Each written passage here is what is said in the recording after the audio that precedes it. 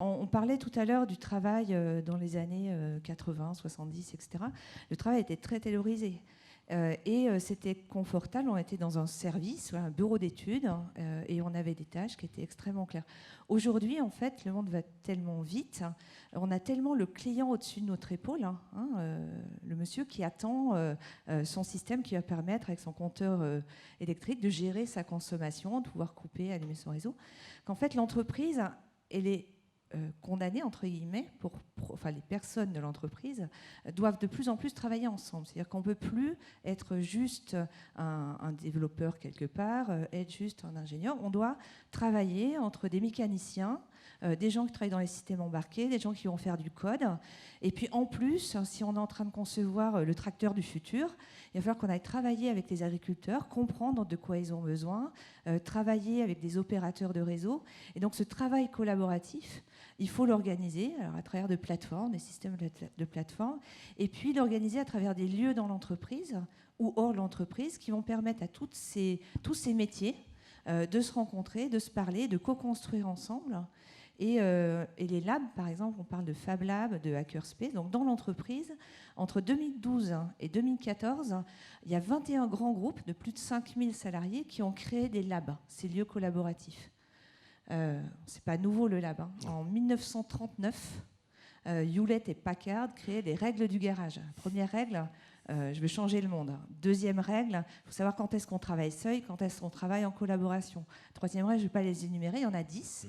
Aujourd'hui, on croit que c'est la révolution du communautaire, en 1939. Ce qui est intéressant, en quoi ça change, c'est que justement, il faut aller chercher ce qui change aujourd'hui. Et être très loin des stéréotypes, en se demandant mais de quoi a besoin aujourd'hui un agriculteur pour assurer en fait son travail. Et on a travaillé avec un grand fabricant de matériel agricole, donc dans une démarche, alors je m'excuse pour l'anglicisme, mais de design thinking. C'est juste une démarche centrée sur l'utilisateur qui cherche à produire des solutions viables économiquement, faisables avec la technologie qu'on a, et désirables par ces agriculteurs. Donc c'est aller faire des essais au champ, les écouter, ne pas que les écouter, on l'a vu dans le micro-trottoir, mais les observer. C'est-à-dire entre ce que les gens disent et ce qu'ils font, il y a un monde. Et c'est ça qu'il faut aller chercher, c'est le travail de l'ethnologue, le travail du designer, aller chercher. Ensuite, on co-crée avec eux, mais s'ils nous ont dit ben, j'aimerais ça, on lui apporte ça. Et on va le faire réagir par rapport à ça, qui est très différent de ce qu'il a demandé, mais qui vient de la pratique d'observation qu'on a eue avec lui. Et la question, c'est comment, par le travail de cet écosystème, on met au service de l'homme la technologie. L'ère du digital, c'est ça. Qu'est-ce qu'on veut faire du monde, de quoi on a besoin, et comment on met la technologie au service de l'utilisateur, de l'humain. Pour pouvoir aujourd'hui produire une innovation technologique ou service ou sociétale, il faut travailler avec des profils extrêmement différents. Et les relier. J'aime beaucoup votre notion d'entêtement mutuel positif. J'adore. Mais en fait, quand vous mettez des gens extrêmement différents ensemble, en fait, on ne parle pas le même langage. Quand on utilise le même mot, ça ne veut pas dire la même chose. On n'a pas la même culture parce qu'on vient pas. Et donc, la première chose à faire, c'est effectivement qu'est-ce que l'autre va pouvoir m'apporter, qu'est-ce que je vais lui apporter. Donc, j'aime bien cette notion de don, puis commencer à créer ce lien. Après, le digital ne veut pas dire, loin de là, la distance et le tout virtuel. Ça, c'est ce qu'on a pu croire. C'est pas ça. C'est la menace qui a été brandie assez régulièrement. C'est pas ça. Et en fait, dans le phénomène des labs en entreprise dont je parlais tout à l'heure, mais plus globalement avec les hackerspace, les Fab Labs, etc., c'est le retour au physique. C'est-à-dire qu'en fait, on se rend compte qu'il faut avoir ce lien. On a parlé beaucoup du lien du digital, mais c'est aussi revenir au proto, revenir à je te montre, on partage, hein, je te montre ce que c'est qu'une maquette, on co-construit ensemble quelque chose et puis on va se faire un run où on va rester 2 jours en train de produire et de fabriquer quelque chose ensemble. Ce qui est intéressant, c'est le fait d'alterner avec des profils extrêmement différents les moments où on se rencontre et on partage et où on produit quelque chose de physique, et les moments où on déconnecte, où on va travailler entre soi sur un sujet, et où on revient pour l'itération d'après, la production. On est tous concernés par par ce changement, par le digital. Donc le tous concerné, oui. Et ce n'est pas une question de génération. On a fait une étude sur... on demande une étude sur les seniors, les produits, les services pour les seniors. Et notamment sur l'innovation dans le service pour la relation aux seniors. En fait, quand vous étudiez le sujet, quand vous regardez... j'ai la chance de travailler avec des designers industriels, en plus des ethnologues, et puis ils disent non mais le parti pris, ils travaillent de l'exploration, puis ensuite ils prennent un parti pris. Ils disent mais en fait le parti pris, Corinne, qu'on va prendre, c'est pas un parti pris générationnel, c'est pas un parti pris de classe sociologique, on va prendre un parti pris sur la longévité positive.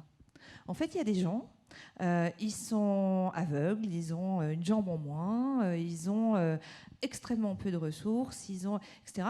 Et ça ne va pas les empêcher en fait, de voir le verre à moitié plein, toujours. Et on a été chercher en fait, dans cette étude, qu'est-ce qui fait que ces gens-là, ils voient toujours le verre à moitié plein. Et comment on va pouvoir aider les autres, ceux qui ne voient pas le verre à moitié plein, à le remplir. Donnez-nous la réponse. Donnez-nous la réponse, s'il vous plaît. La réponse, elle n'est pas simple. Je pense qu'il y a des gens mieux... parce qu'en fait, on touche très vite à l'estime de soi. Et là, c'est autre chose. Ce n'est pas le service que vous allez créer qui va faire changer l'estime que vous avez de vous-même. Mais par contre, toutes les solutions digitales ou physiques et qui mixent les deux, qui vont permettre aux gens de se rencontrer, on en parlait tout à l'heure, qui vont permettre d'échanger avec l'autre, qui vont permettre de co-construire, ça c'est important. Moi, je crois beaucoup à l'hybridation. C'est-à-dire que je ne crois pas à tous indépendants, tous salariés, tous machin, le travail fait mal. Je crois beaucoup au fait qu'il va falloir créer des nouveaux systèmes, on parlait de régulation tout à l'heure, des nouveaux systèmes en fait, qui vont permettre de travailler ensemble. Donc en innovation, on va devoir apprendre à travailler en innovation ouverte et on pourra travailler entre les indépendants de la plateforme de Vincent, avec la start-up qui est au fin fond du Limousin, avec la start-up qui est au fin fond de l'Indonésie, pour un client qui est en Ouganda. Donc en fait, on doit apprendre à poser des nouvelles règles. Et les anglo-saxons sont extrêmement en avance sur les règles contractuelles qui gèrent cette innovation ouverte. Comment on travaille en écosystème et comment on règle la question de la redistribution de la richesse créée, de la valeur créée. Donc là, on n'est plus seulement entre le salarié, mon salaire, comment je suis associé. Si on veut être associé à une start-up, c'est pour être associé au réseau. Mais c'est l'entreprise X ou Y par rapport à l'autre. Et ça, c'est un autre défi que de dire, on va co-créer parce qu'il est nécessaire qu'on s'allie, on ne peut plus créer tout seul le système de production d'énergie. Donc on va devoir travailler avec d'autres entités juridiques, on va travailler avec des indépendants. Et comment on met ça en place? Il y a tout un champ là à continuer à travailler. On a tous des aptitudes, ces fameux soft skills, c'est savoir-faire mot. On a tous quelque chose de fort qui va être utile à la communauté.